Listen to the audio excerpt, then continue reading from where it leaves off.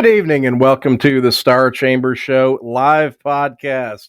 It is episode number 456, and we have a very interesting evening here in Lexington, Kentucky, where I'm broadcasting from. This is Steven Zimmer, and I will be joined just shortly by the loquacious, the vivacious, and the audacious Holly Phillippe. She's just running a couple of minutes behind. And I do have to say, right before we get the show underway, there are some major storms sweeping into our area with a lot of tornado warnings. So if we happen to go off the air during the show, it's definitely due to a power outage, something way beyond our control. So wanted to say that up front, but I am in the seat and ready, and we're going to have a great show, and I'm going to hang in here as long as we possibly can, and hopefully we'll get lucky and nothing is going to interfere with the show itself. So fingers crossed, folks. And Holly is going to be keeping an eye on the radar because, like I said, there are some tornadoes coming through. And I think Holly's about to join me right now. I think Holly's on the air. Is that you, Holly? That's me. There you are. I was explaining to everybody what is going on tonight, just in case the show goes off the air suddenly. I didn't want to think that we did something silly. It's off the air. Storms, yeah, that means I watch them very carefully. Big happen. Yeah. And so I watch these things like family in Southern Indiana. So I will be watching this. If they just moved Holly's mother to a church.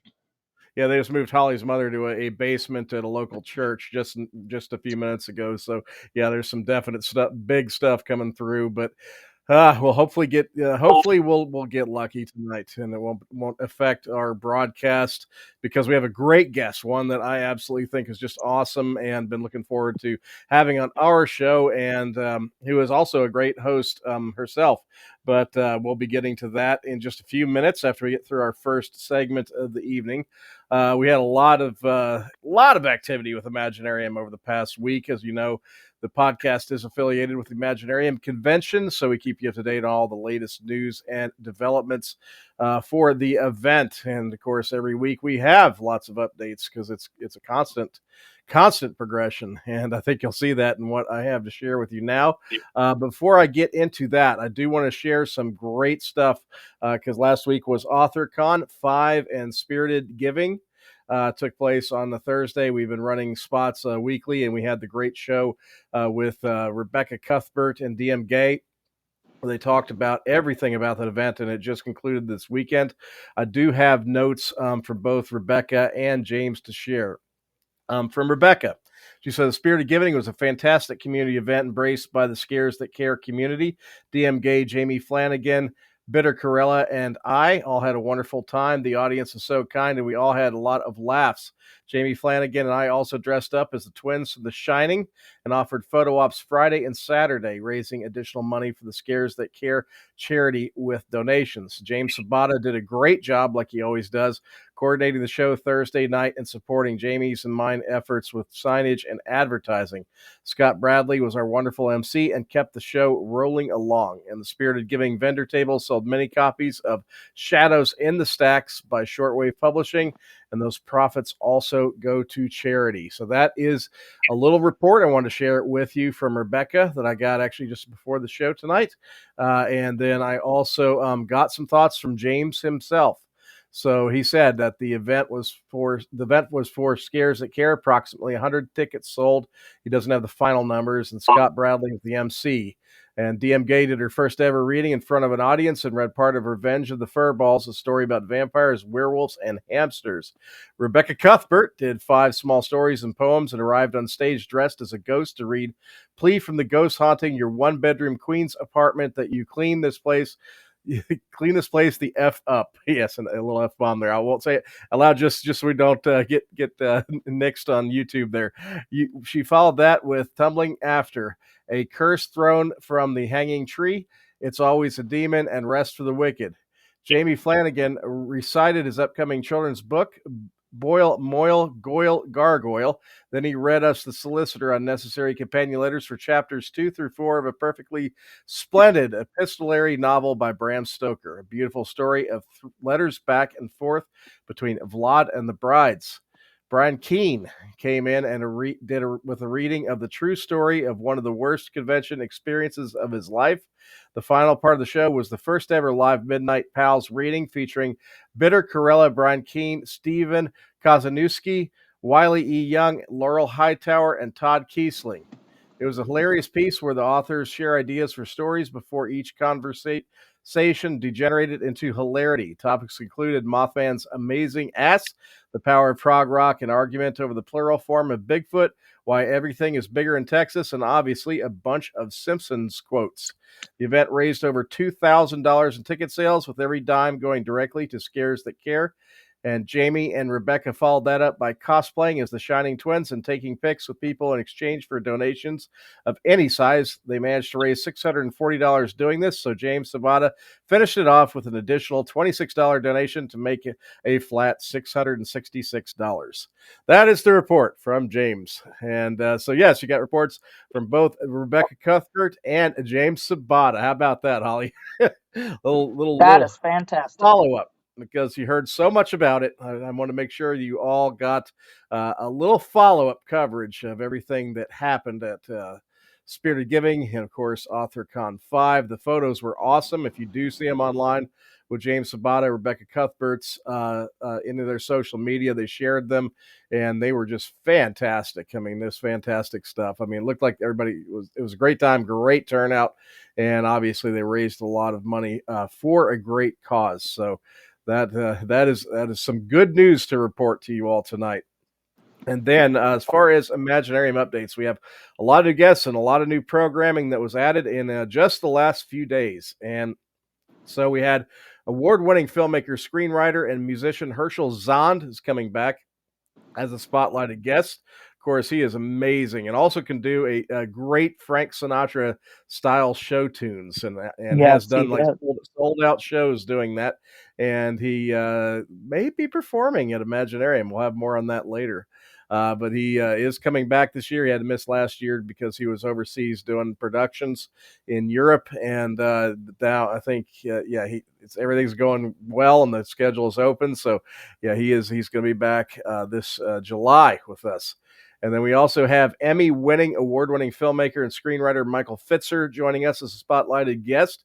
And he will also be giving a workshop. More on that in just a second.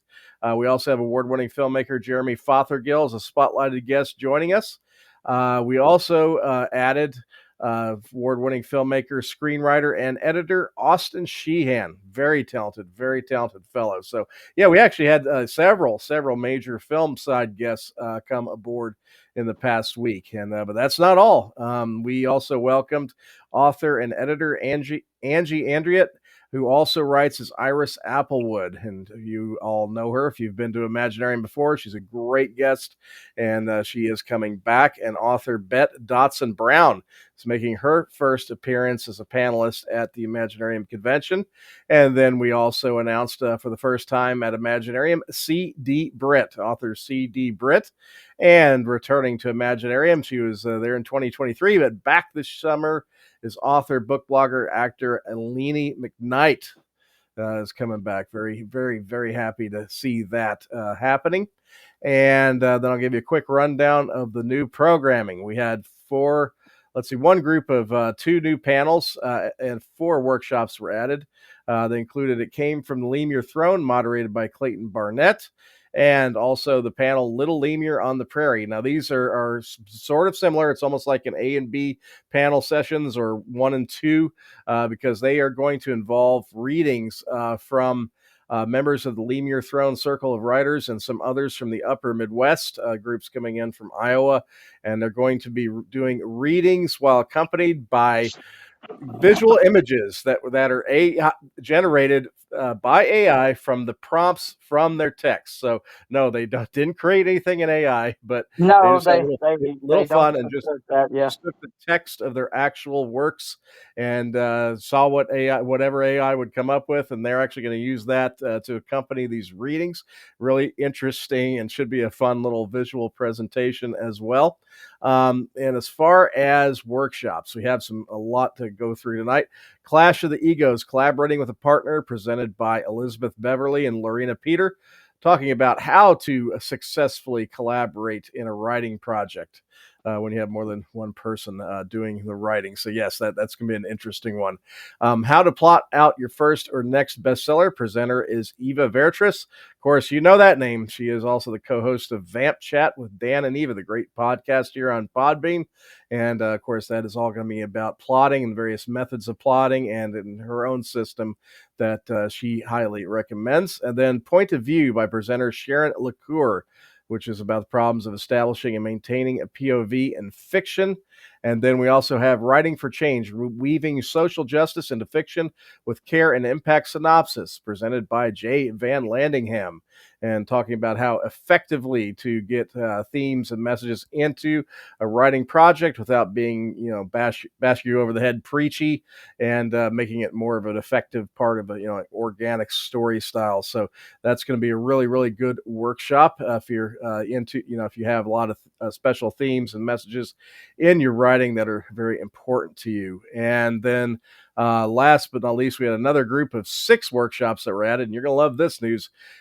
Guest of honor, Heather Graham, who has sold over 60 million books, 60 million, you heard that correctly, will be giving 3 workshops at Imaginarium. And we're not gonna do overkill on her, so they'll be spread out one per day. So Holly will be making sure that happens. But making use of history and legends as one workshop she's giving, and it's a gateway to weaving rich historical tapestries into your writing. She also is going to be giving a workshop on publishing through the ages, which is going to be an immersive workshop diving into the evolution of publishing. Ranging from ancient scripts all the way up to digital platforms and how storytelling has transformed, and a little bit of look into some speculation about the future. And then the third workshop she'll be giving is ways to have fun doing paranormal research. So yes, paranormal, unleash your inner investigator with ways to have fun doing paranormal research. And so, yeah, that's going to be a lot of fun. That will be a lot of fun. And then we also have Writing with Mechanical Keyboards. Presenter is T.R. Benjamin, and it's going to exploring how to use mechanical keyboards to enhance the writing experience, about ergonomics and programmability of keyboards and ease of use. And so, yes, it's actually about how a type of keyboard can enhance your writing. So that should be a very, very interesting and very unique workshop. I don't think we've ever had one like that before.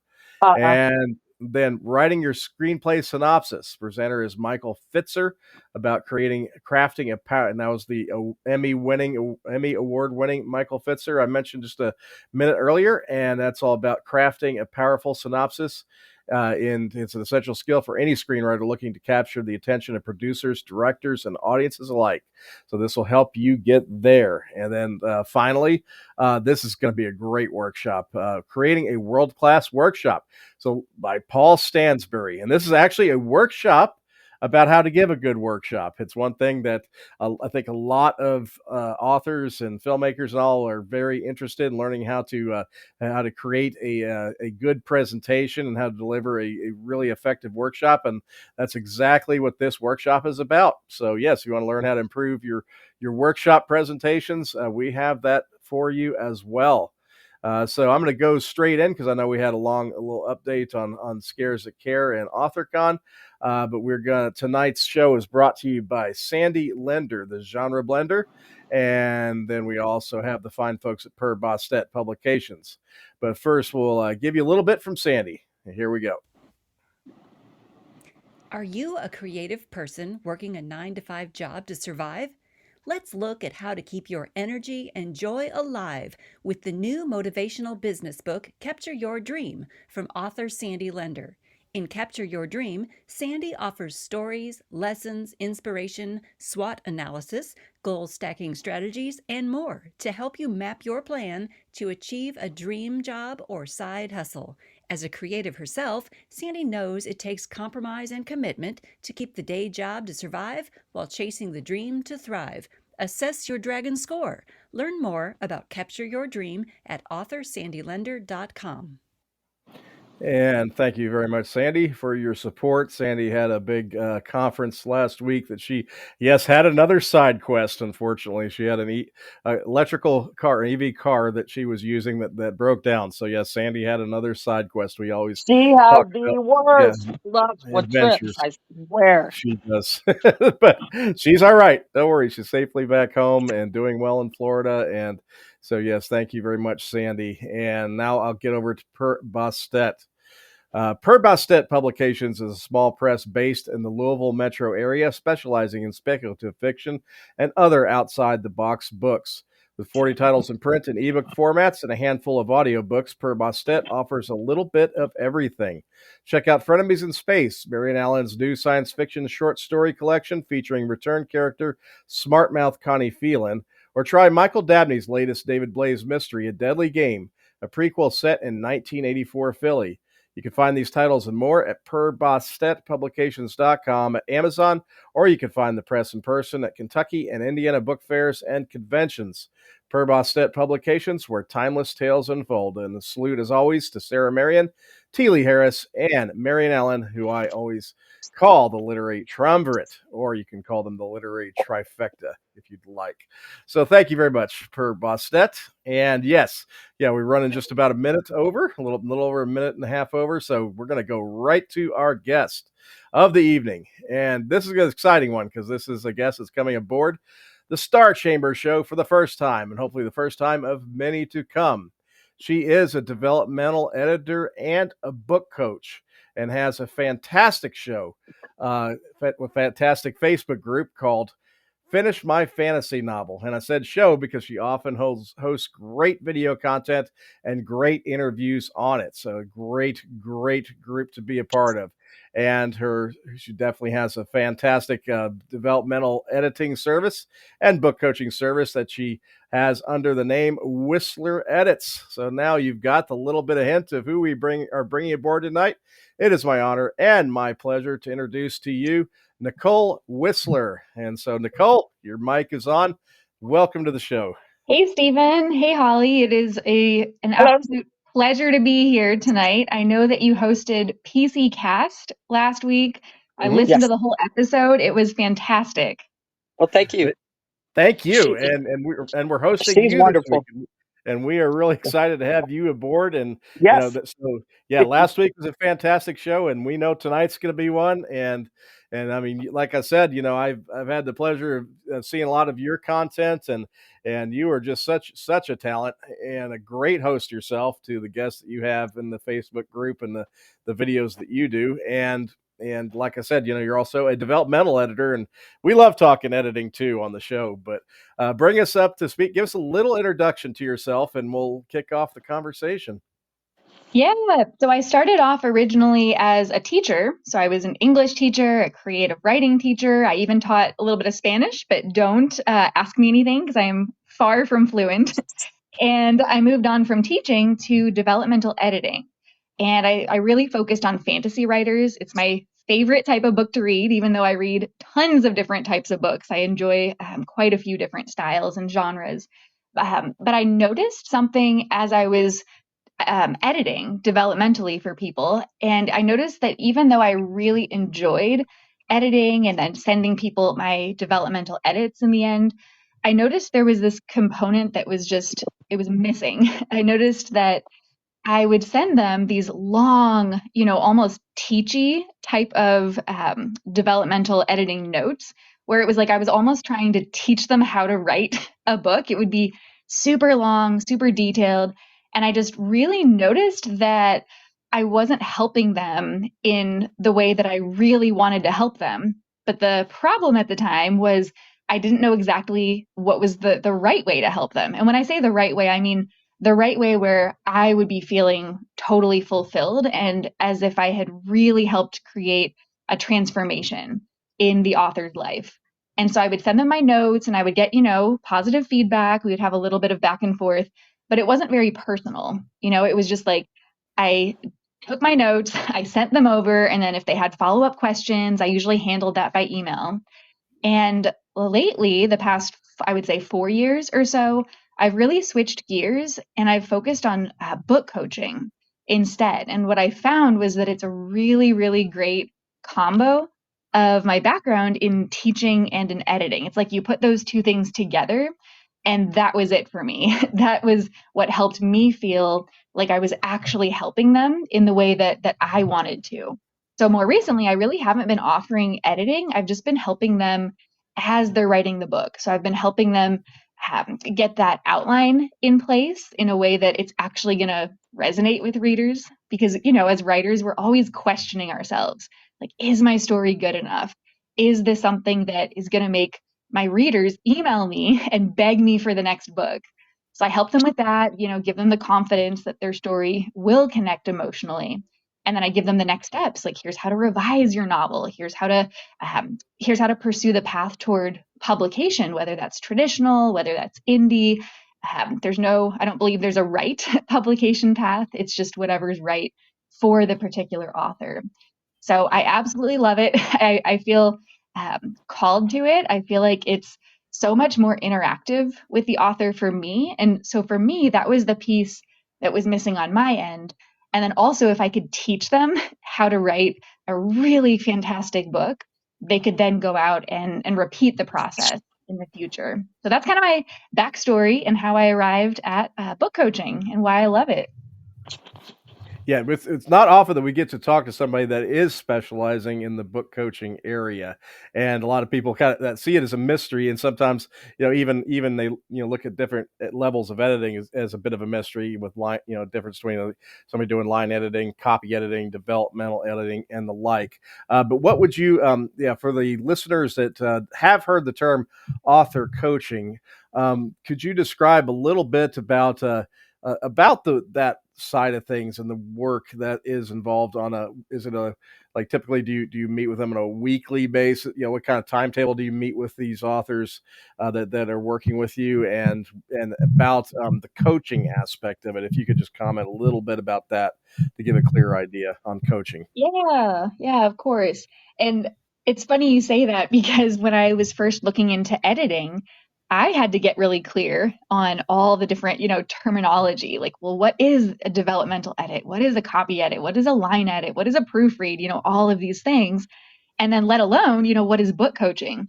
So it was really about, again, 4 years ago that I got really clear on what that actually meant. So sometimes I still forget. It's like, when I say book coaching, it doesn't automatically mean that everybody knows exactly what I'm talking about, even if they're a writer who's been writing for a long time.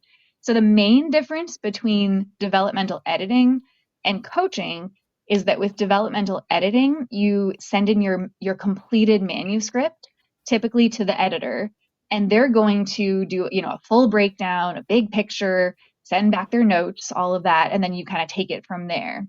And with coaching, it's different because I'm actually working with the writer through the entire process of them writing their book.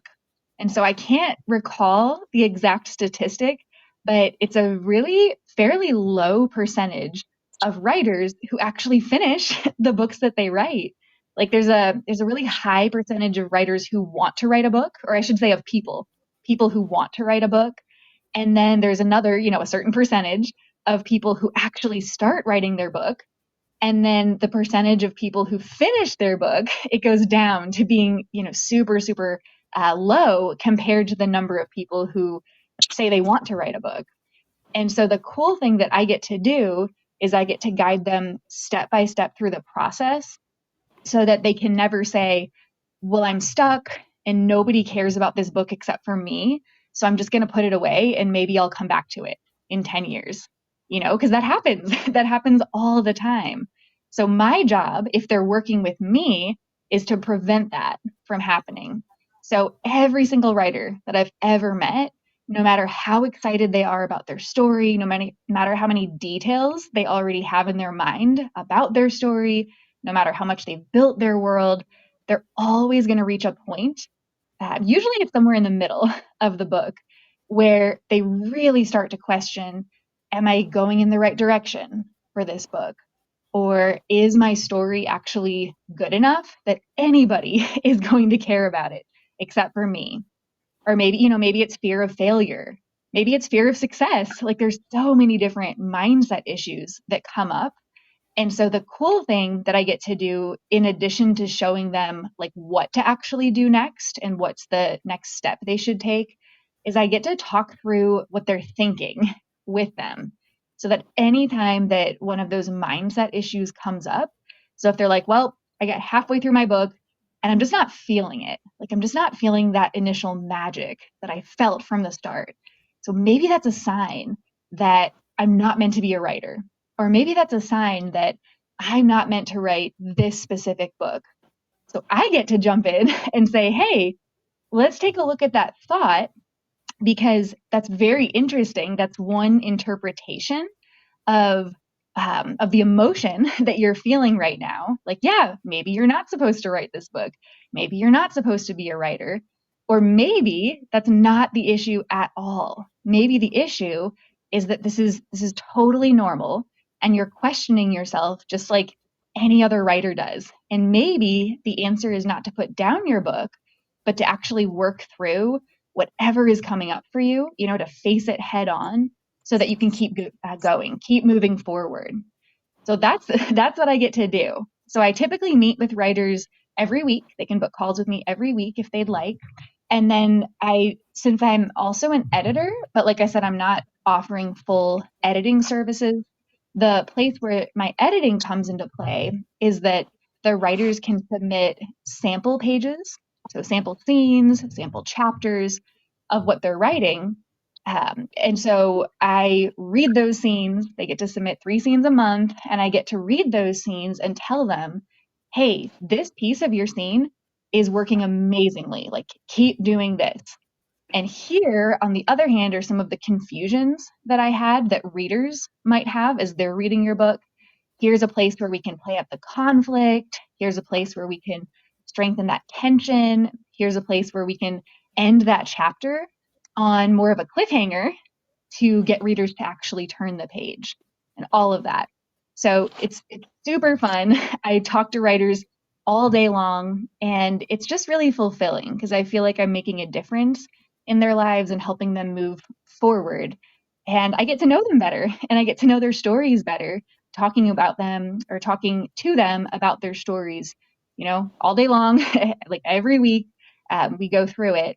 And I think that's what makes the difference for them too, is knowing that somebody has their back, somebody out there in the world besides themselves cares deeply about their story and is going to, kick their butt into gear when they need it, and is going to tell them what's working and what can be improved even further in their story to really connect with readers. So that's the gist of what I do as a book coach, and I really enjoy it. Well, that's a great description because, yeah, you think of the writing process as a very solitary one, and then you have the various kinds of editors or editing services waiting at the end of that road to work with your manuscript. But the author coach is actually there for the journey, and I was really, that's what I was hoping you would go into, and you did, and that's a great description of it, that you are there for the process, and you're there for the week to week, day to day, month to month of the actual writing of it. And I can see definitely how that can be really fulfilling. I do myself work with one writer in a coaching role myself, and it has been, I can relate. It's very, very fulfilling, and because both Holly and myself are editors, and so yeah, we're definitely used to the other components of this being at the end of the road.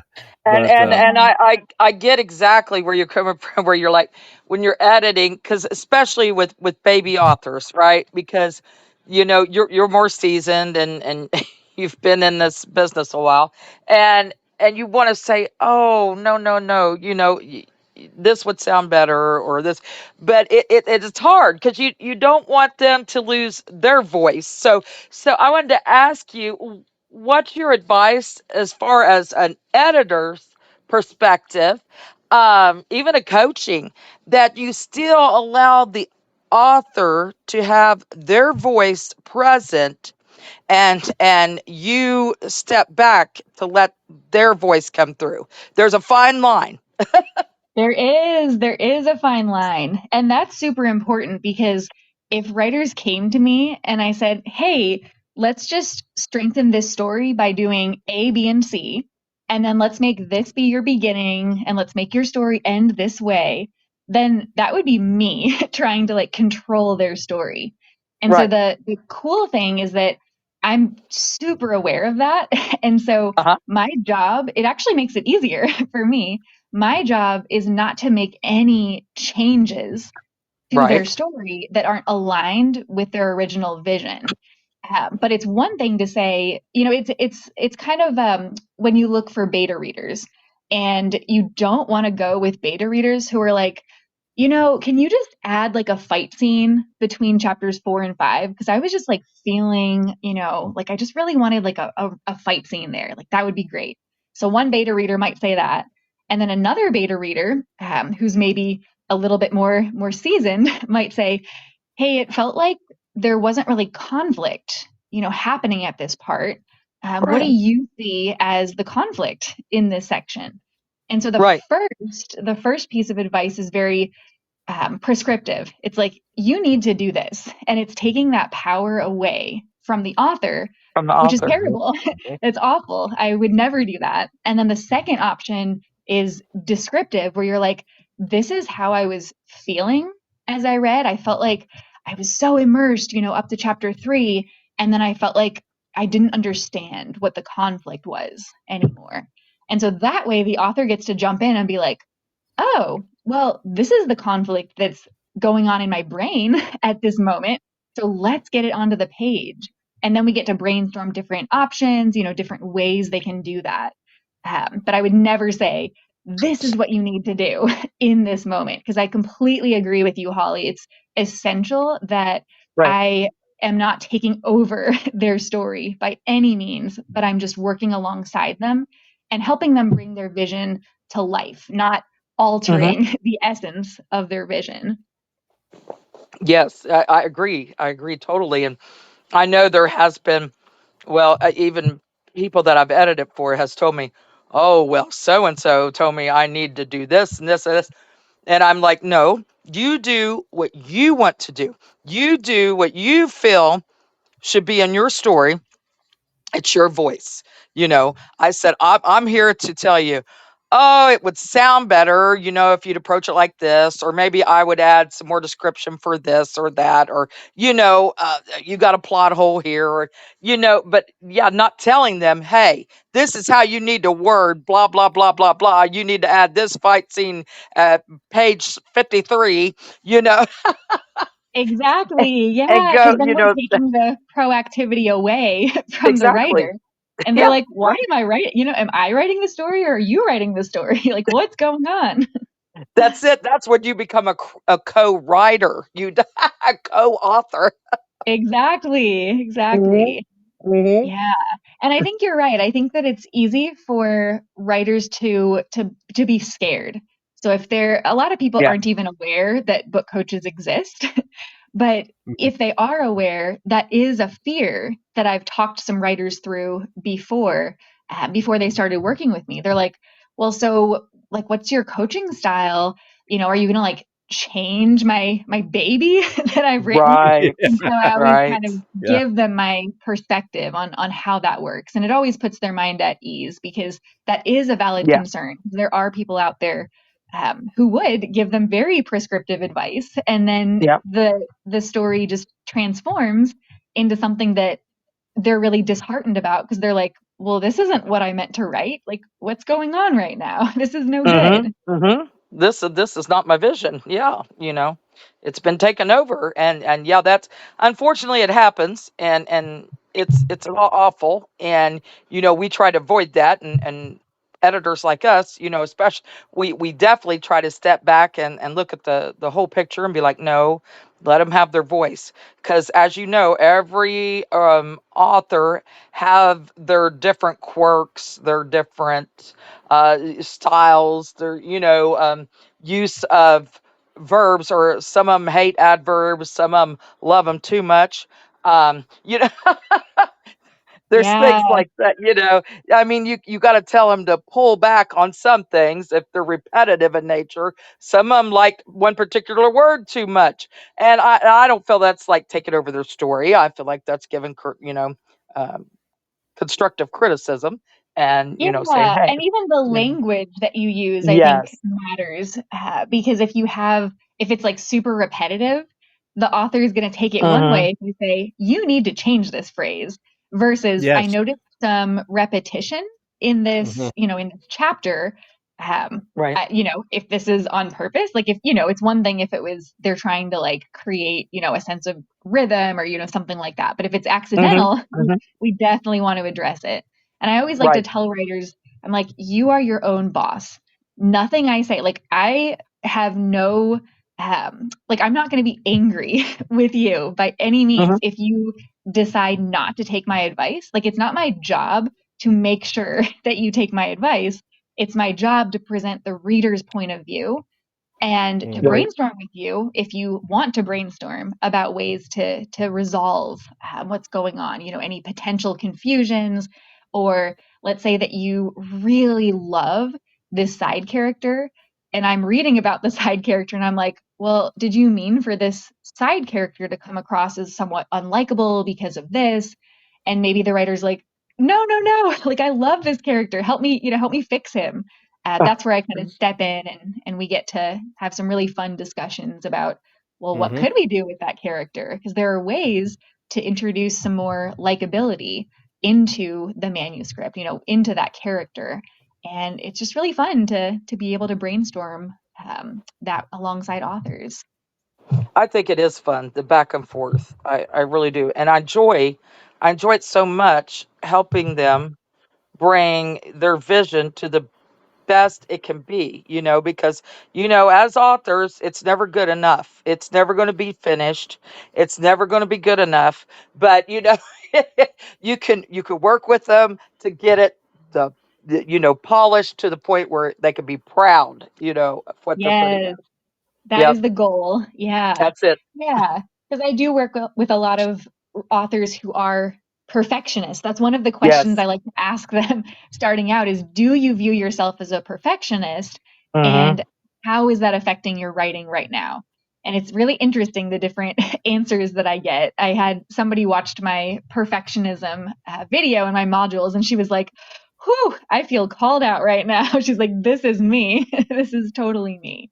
But the cool thing is there are strategies. It's not like I'm a perfectionist, so sucks to be me for the rest of my life.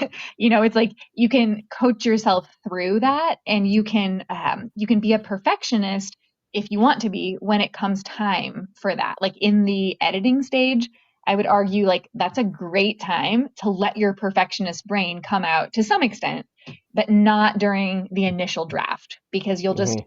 revise and revise and revise, and chapter one will never be good enough, and you'll never finish your story.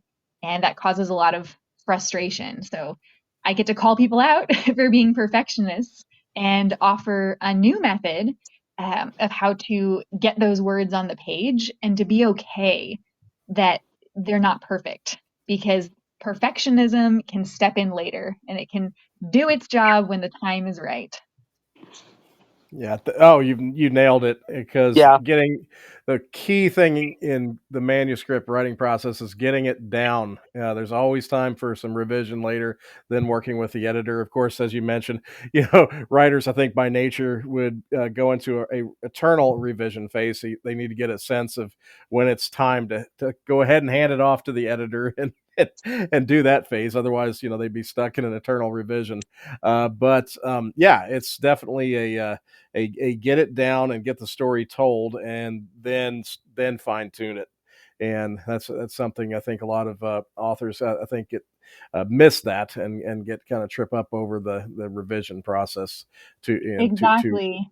yeah. Yeah. And another thing I see in writers quite a bit that I was very guilty of for, I don't know, over 10 years is keeping your writing completely to yourself.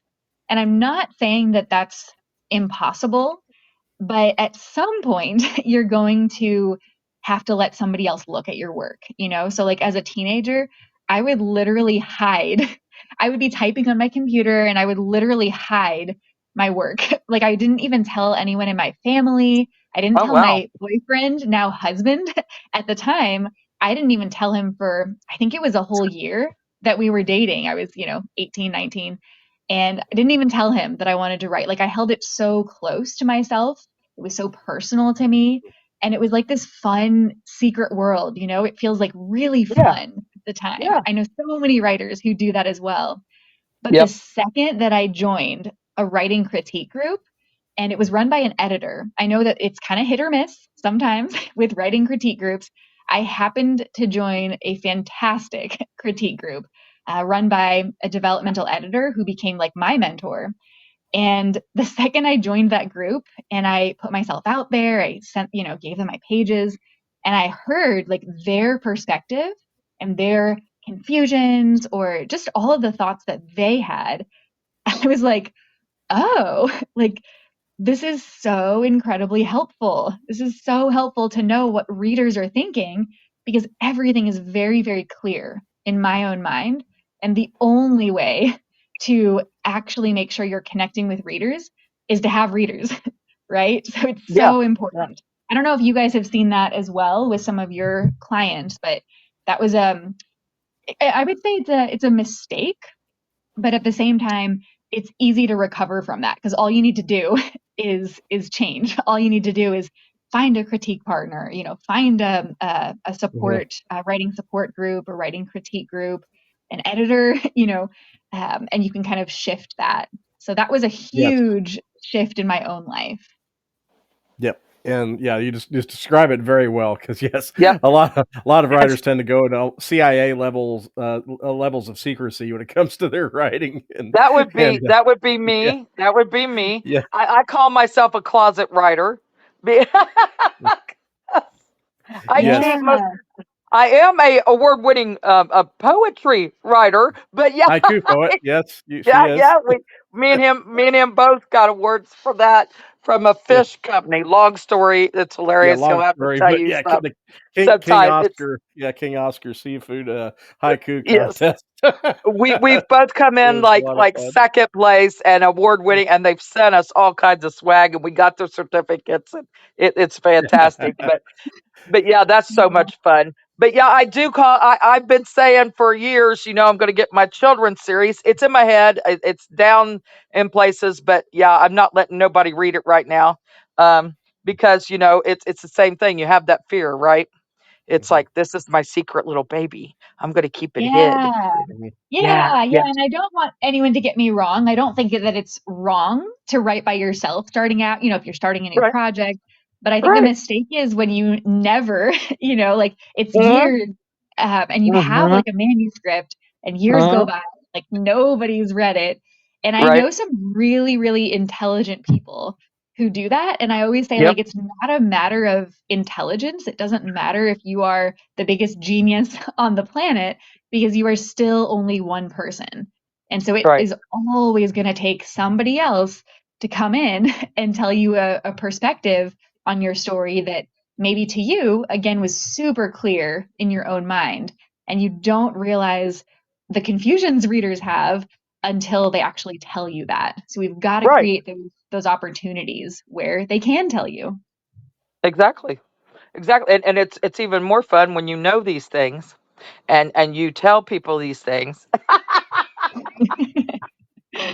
It's like, practice what you preach, some things, but because I was a nurse for over, 2 decades, and it's like, yeah, practice what you preach. We never took care of ourselves. We took care of everybody else. So yeah, Yeah. it's the same Yeah. principle.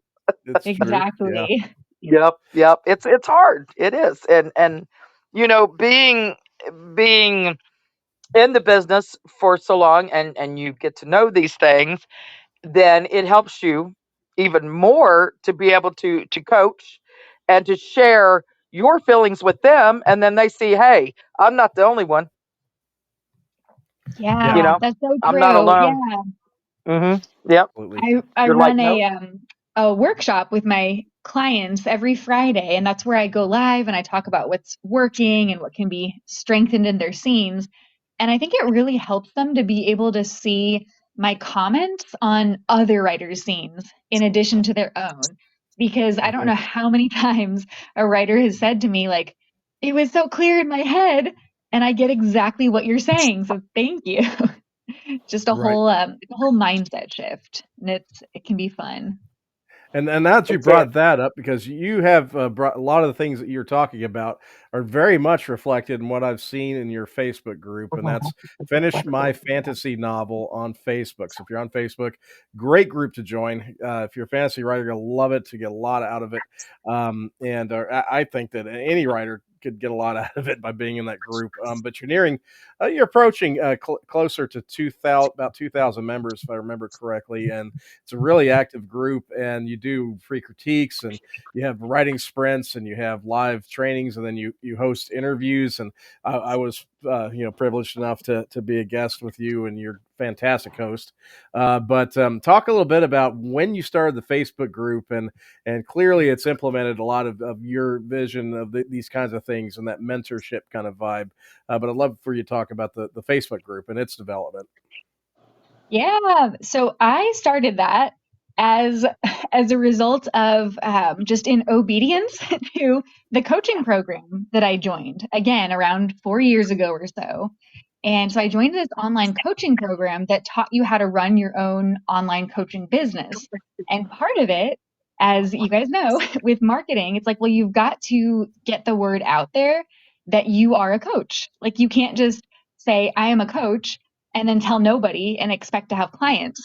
And so at their suggestion, they were like, a really, really great way to show authority, to build your credibility, to get to know writers is by creating your own Facebook group. And so I remember at the time, I just did what they told me to do. I was like, all right, let's do it. And so I created this group. And I think at the time I was just doing a different live training topic every week. I really like the schedule that I have now with exactly what you just described, the free critique the first week, and then a writing sprint, and then a live training on a certain topic. And then last, the interview, like I got to interview you a month or two ago. And it's amazing how it's expanded into this group where it's not just a bunch of random names like it was to me in the beginning. I was like, well, we'll see how this goes. But because I followed my coach's advice, and she was like, do this, like, this is how you do this, this is how you do that. And I'm really good at following directions when I can see how it connects to the end result. And I was like, well, that makes total sense. That again, you've got to get the word out there about what you do. You've got to make genuine connections with people. And it really helps for them to be able to see your face and actually interact with you. You know, you've got to like provide value ahead of time. And that's when people come to you.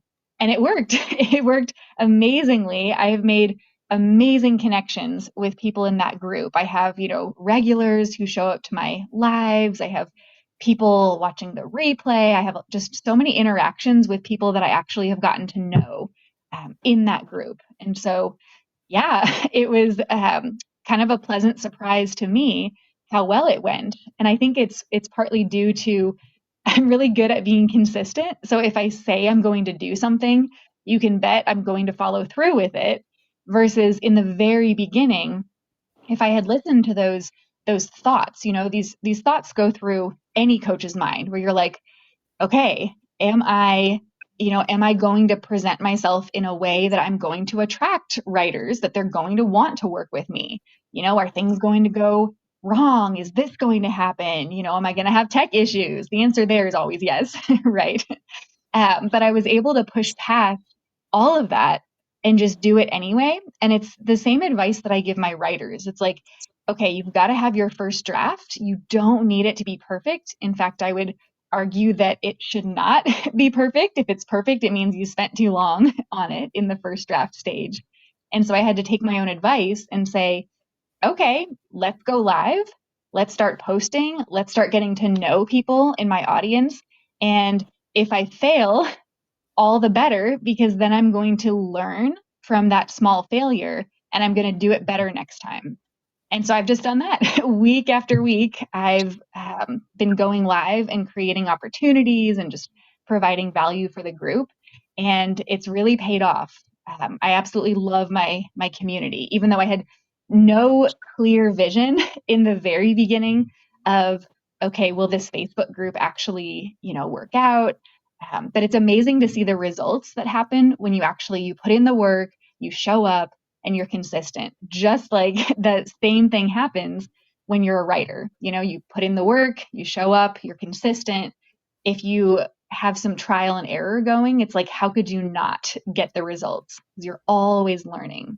So that's the gist of how my Facebook group kind of came into being and how it's developed since then.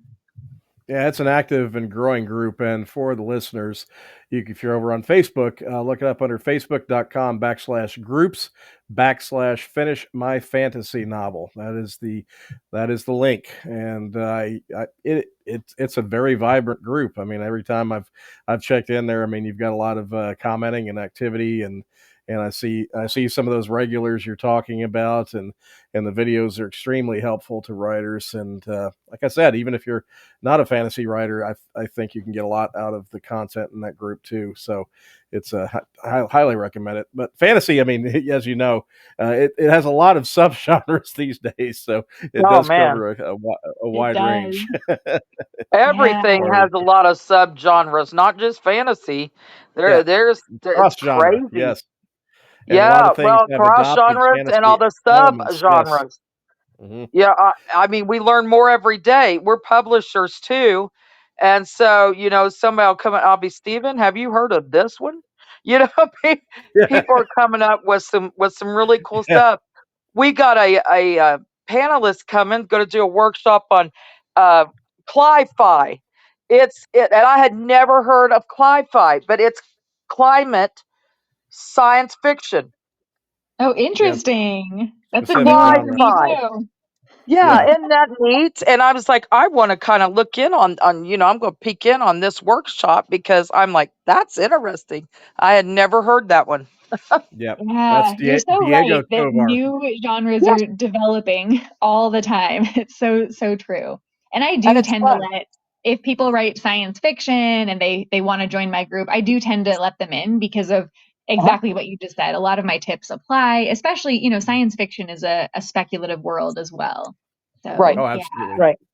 Yeah, and Yeah, and it so many crosses other over a lot of times.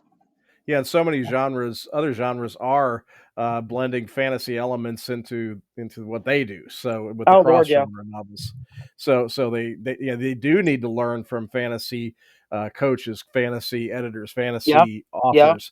There's a lot they can learn from them that they can then glean and take into the cross genre fiction that they do.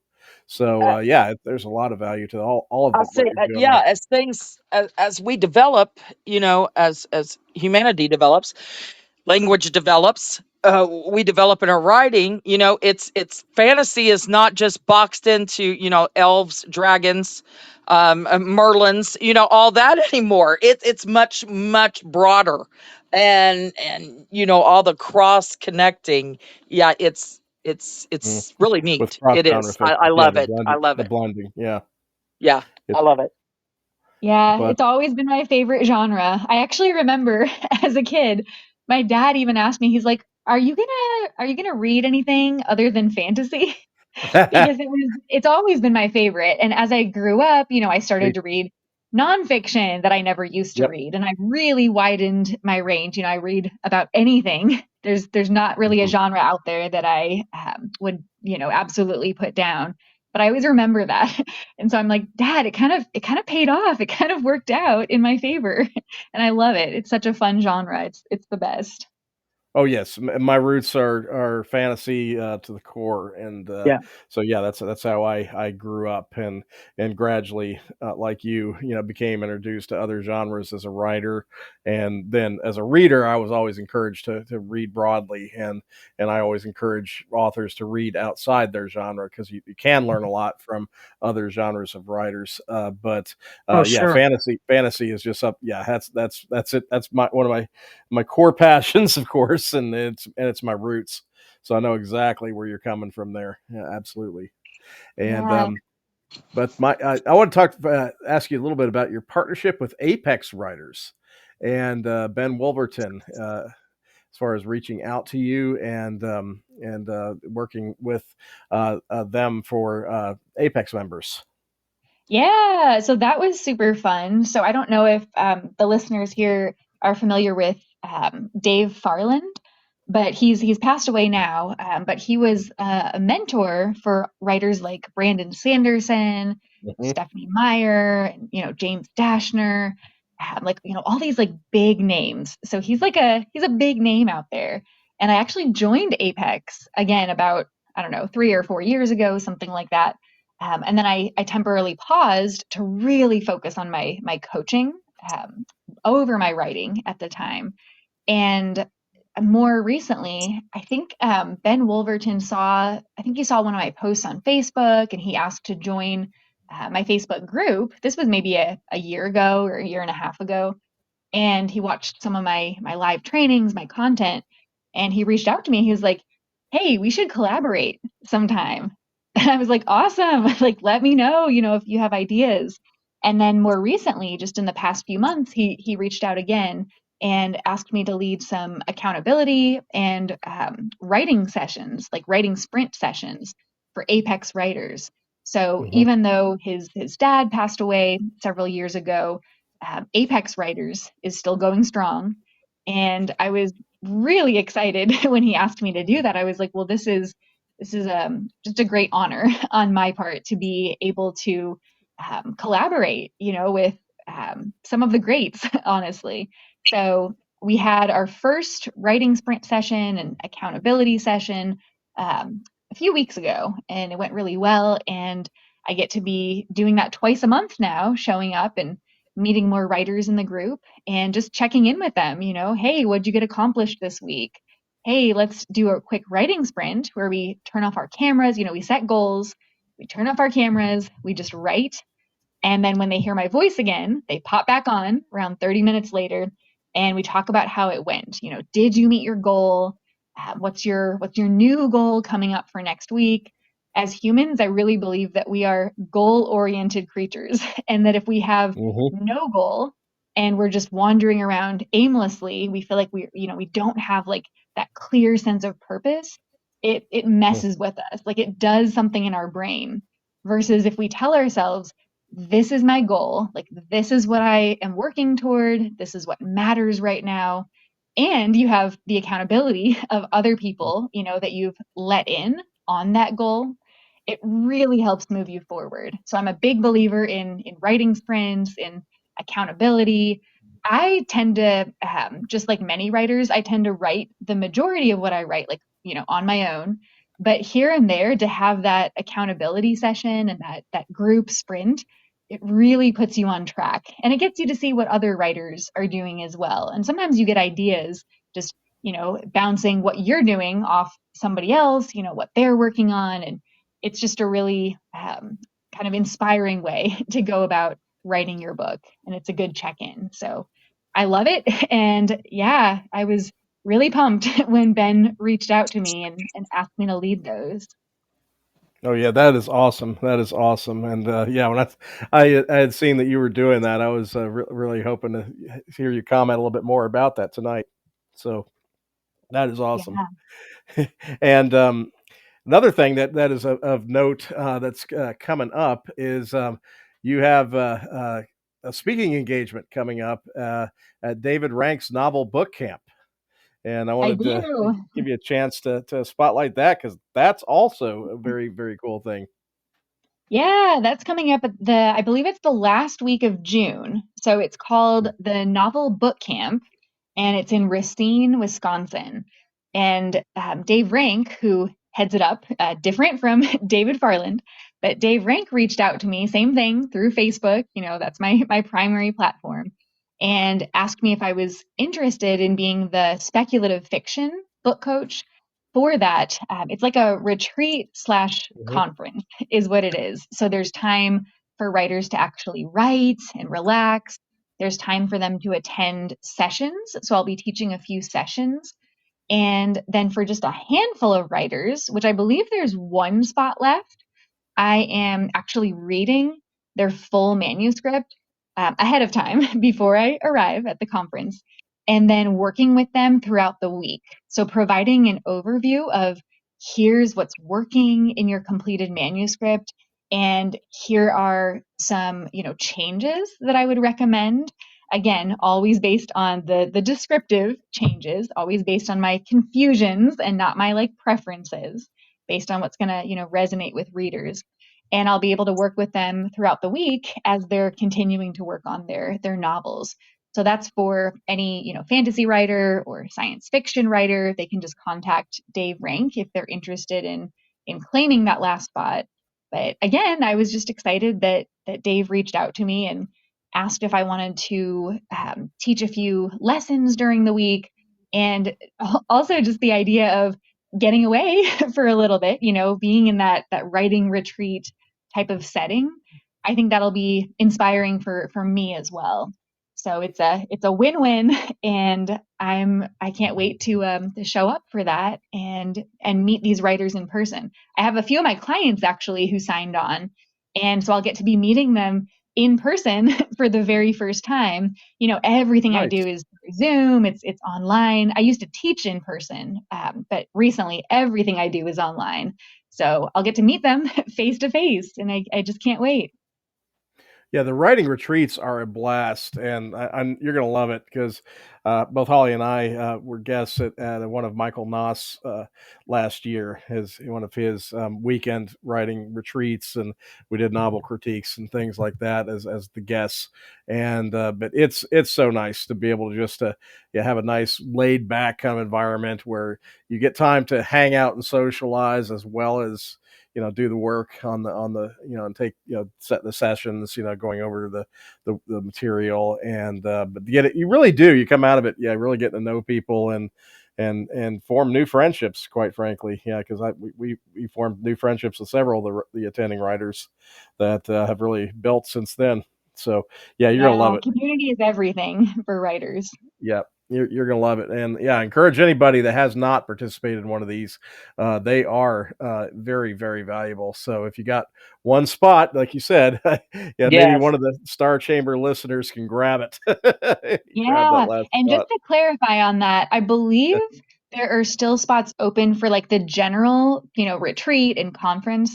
Okay. But as far as like me reading the book and providing that, that extra feedback, that's where there's just the one spot left. So anybody who's interested can contact Dave Rank.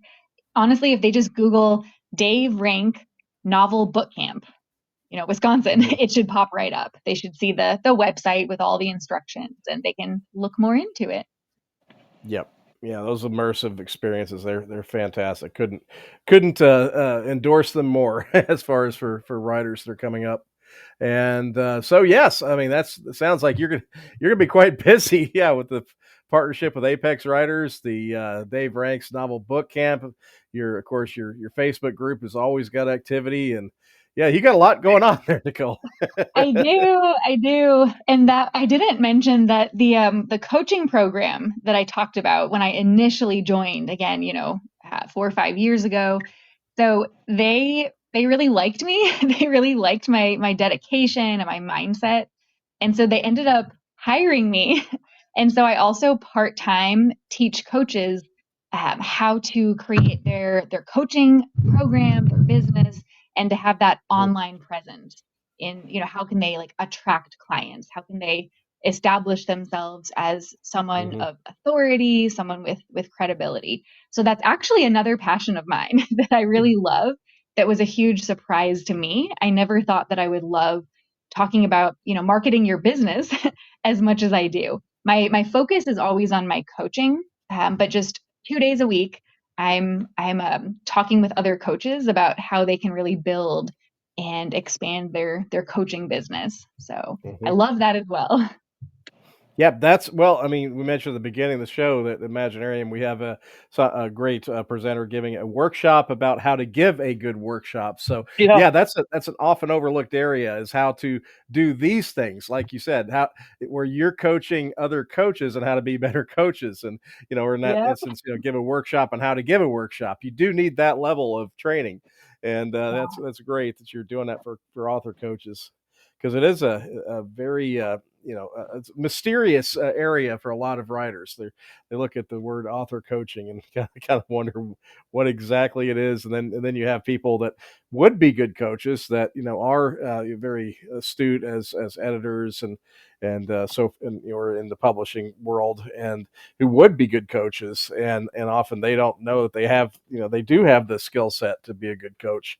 So that's great that you offer that as well. And now, as far as connecting with you, I'm just guessing that WhislerEdits.com is where the folks can find you to connect on getting you as a coach or something like that. Absolutely. Yeah. If they go to my site, WhislerEdits.com, no T in Whisler, they'll be able to find all the information. They can see my writing advice blog, and I have a contact form where anybody can contact me. And then anybody, again, if you write speculative fiction or if you're getting started with your, maybe it's your first book, feel free to join my group. So Finish My Fantasy Novel. It's all on Facebook. I know what I can handle and what I cannot handle. So for that reason, I picked one primary platform. So I'm not on Instagram. I'm not on TikTok. You're not going to find me there. You'll find me on Facebook and on my website. Yep. I think that's smart. That way you don't spread yourself too thin. Exactly. Yeah. I might start an Instagram account down the road, but at the moment I'm perfectly happy with the clients that I have. They're wonderful. And so why do something that you don't, absolutely need to do in that area? Exactly. Yes. Exactly. Yeah, and believe me, you made a good decision, because for the convention, we do have to have channels in a variety of areas so we can reach as many kinds of readers or writers and creatives as possible. So we have to be on a lot of different platforms to raise awareness about what we do at Imaginarium. And let me tell you, that's a beast. Nightmare. That's a beast to keep up with. So to have to work with. And so yes, you've done the right thing for sure. Yeah, that's a full-time job in itself. Yeah, it really is. A YouTube channel. I get people who ask me that. They're like, do you have a YouTube channel, or, are you going to create one? And I'm like, I don't have one. And will I ever create one? I don't know, but not for the time being. I do think it would be helpful, but that would be down the road if I ever chose to do that. I just will suggest, though, as an archive for some of your content, it would be good, just because Facebook doesn't store those lives long term. And some of the stuff that you have in that group, I think, is great for up, baby writers, or even writers of other levels. I mean, there's some great content in the stuff you do, and it's a shame that Facebook is moved to that, where they have. They expire after a certain amount of time. So I would recommend it for an archive for your content, because I do think that it's definitely stuff that people would use as a resource. It could be something I would store there. And that was my initial reaction too. I learned, I was like, wait, they're going to be gone after 30 days. But then I thought back to some of my really early live content, and I'm like, I'm okay with let's just redo that one sometime. Yeah. And it also kind of creates this sense of urgency with writers. Right. So if I say, hey, here's the replay, watched at your convenience, and they're like, great, thank you, and then 6 months go by and they forget about it, versus, hey, watch the replay, it's available for the next month. Then they're like, okay, I got to watch that. If I want to watch it, I've got to watch it, or it's going to be gone. And then I do have, since I stream in from Zoom, and Facebook also let me download everything a few months ago, I do have everything. And so I could also just, re-upload it as needed. But an archive sometime on YouTube. I have considered that. So it's not out of the question. Yeah, it's good stuff. I mean, like I've said that a few times during tonight's show, but I have checked out a lot of your content, and you definitely know your stuff, and I could definitely recommend you to writers. Yeah, you definitely have a good. And I think you'd be an amazing coach. So definitely. I mean, that's why we have you on the show tonight. So I appreciate that. Is wonderful. So are there Holly, is there anything else on the world of author coaching or anything that you wanted to cover tonight? Or I think that's it. I mean, you've said, where people can reach you. That's the main thing. And any upcoming other things. Yeah. events you've got, or Yeah. are you doing Other. any book events or anything? Any signings of anything? Yeah, so no signings. The conference at Okay. the end of June is the big one. And then as far as small upcoming events, next Tuesday, it's the second Tuesday of the month, and so that's going to be a live writing sprint in my Facebook Oh, group. So we Nice. hop on Zoom and we set our goals and we kind of fill each other in, how did your week go? What did you get accomplished in your writing? And what are you hoping to accomplish today? And then we turn our cameras off because we don't need to like watch each other writing. And then I call everybody back in and we do a check-in at the end. We actually do Mhm. 2 sprints, so it's about an hour and a half or so, but that's next Tuesday at 10 a.m. Central, so that's 11 a.m. Eastern. And Mhm. yeah, if anybody is interested in joining, they can just join my Facebook group, finish my fantasy novel, and I'd be glad to let them in and to meet them. Mhm. All right. All right. fun. So, well, this has been a great visit, and definitely, as I said in the beginning of the show, definitely want this to be the first of many to come because you've got so much activity going on. You definitely will have more to talk about in the future, for sure. But I've really enjoyed exploring the world of author coaching with you tonight because we don't often have dedicated author coaches on the show. So this is a real good opportunity to get into that area and what it is and what you do. And I think we've covered that pretty well. So thanks a lot for hanging in there with us tonight. And we got lucky. The storms held at bay, kept at least as far as the power goes. Woo! Yep. So No tornadoes. No tornadoes They're is good. they're yeah, not here yet, but yeah, it's looking nasty. yeah, Yeah. we were hoping that we'd last just long enough to get through the podcast, Well, and we're going I think to. I think we made it. I think we Yeah, about made yeah, it. we got a little time yet, so everybody stay safe out there. Yeah, I'm glad. definitely. Yeah, we had weather here today as well, so Yeah, I understand that for sure. But yeah, Stephen, Holly, it was a pleasure talking with you. Holly, this is the first time I've gotten to actually talk with you, so it was great to meet Sure. you. You too. You too. And it won't be the last. That's right. I got no. plenty going on. There you And go. Holly, do you want to wrap things up with Nicole? And I'll Can do. just about I'll end here. Well, thank you so much, Nicole, for joining us tonight and your great advice to those out there. Absolutely, And my pleasure. yes, you must come back, and give us some updates from time to time, and we'll see where you're at in your career and your world. And yeah, look forward to talking to you. Sounds perfect. I look forward to it as well. Good night. All right, listeners out there, stay safe. And what? Oh, stay safe and join us next Wednesday, 9 p.m., same place, for another great guest, another great chat. Good night, all.